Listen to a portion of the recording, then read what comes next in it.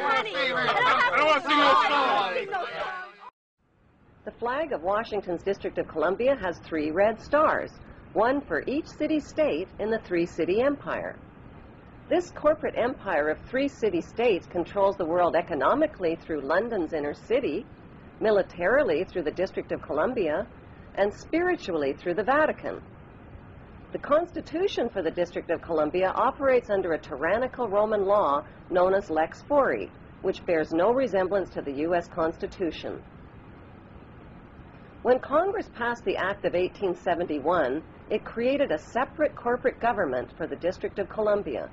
This treasonous act allowed the District of Columbia to operate as a corporation outside the original Constitution of the United States and outside of the best interests of American citizens.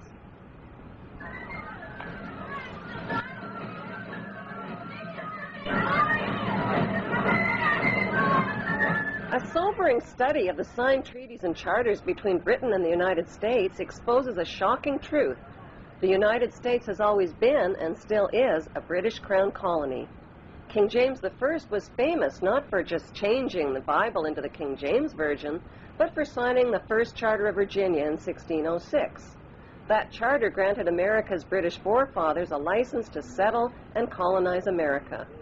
The charter also guaranteed that future kings and queens of England would have sovereign authority over all the citizens and colonized land in America stolen from the Indians. After America declared its independence from Great Britain, the Treaty of 1783 was signed. That treaty specifically identifies the King of England as the Prince of the United States and contradicts the belief that America won the War of Independence. Although King George III of England gave up most of his claims over his American colonies, he kept his right to continue receiving payment for his business venture of colonizing America. If America had really won the War of Independence, they would never have agreed to pay debts and reparations to the King of England. When Congress passed the 13th Amendment to the Constitution, the U.S. President was made subservient to the King of England. The 13th Amendment is called the Title of Nobility Amendment and forbids U.S. presidents and their officials from using royal titles like king or prince or baron. For some mysterious reason, the 13th Amendment, which was ratified in 1810, no longer appears on current copies of the Constitution. America's blood-soaked War of Independence against the British bankrupted America and turned its citizens into permanent debt slaves of the king. In the War of 1812, the British torched and burned to the ground the White House and all U.S. government buildings and destroyed ratification records of the U.S. Constitution. 1 century later, a corrupt U.S. Congress committed the biggest theft in world history. They passed Paul Warburg's Federal Reserve Act in 1913, handing over America's gold and silver reserves and total control of America's economy to the Rothschild banksters. Most Americans still believe that the Fed, or Federal Reserve, is the government. It is not. The Fed is a privately owned banking system whose majority Class A shareholders are the Rothschilds, Warburgs, Kuhn and Loeb, J.P. Morgan, Rockefeller, Israel Seif, and the Lehman Brothers. This private banking cartel is the Fed and is never audited and never pays taxes. They print and design America's money, which displays their symbols of an Egyptian pyramid, a Masonic all-seeing eye, and the words, "In God we trust." Who exactly is the God they trust? They also collect American taxpayers' money through the IRS. Then they loan it back again with interest to pay for roads, bridges, and other public works. Most U.S. citizens believe that the United States is a country and that the President is the most powerful man on earth. The United States is not a country. It is a corporation, and the President is President of the Corporation of the United States.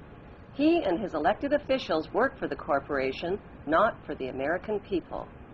Since the United States is a corporation, who owns the corporation of the United States?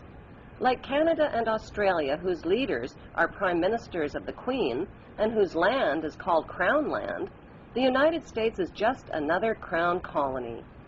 Crown colonies are controlled by the empire of 3 city-states.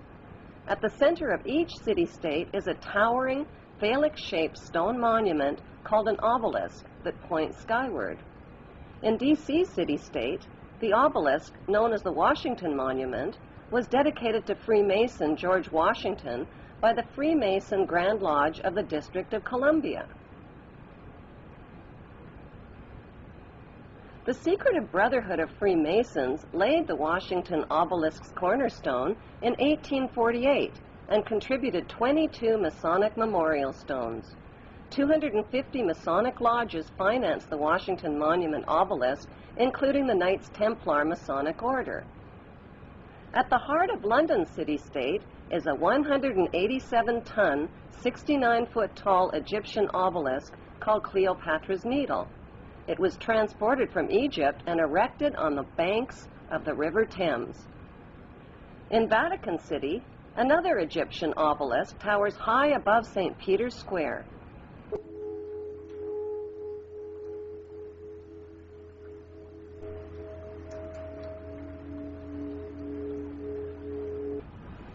What exactly is an obelisk? Obelisks are phallic-shaped monuments honoring the pagan sun god of ancient Egypt called Amun-Ra. The spirit of this pagan god is said to reside within the obelisk. Obelisks symbolize the phallus and fertility.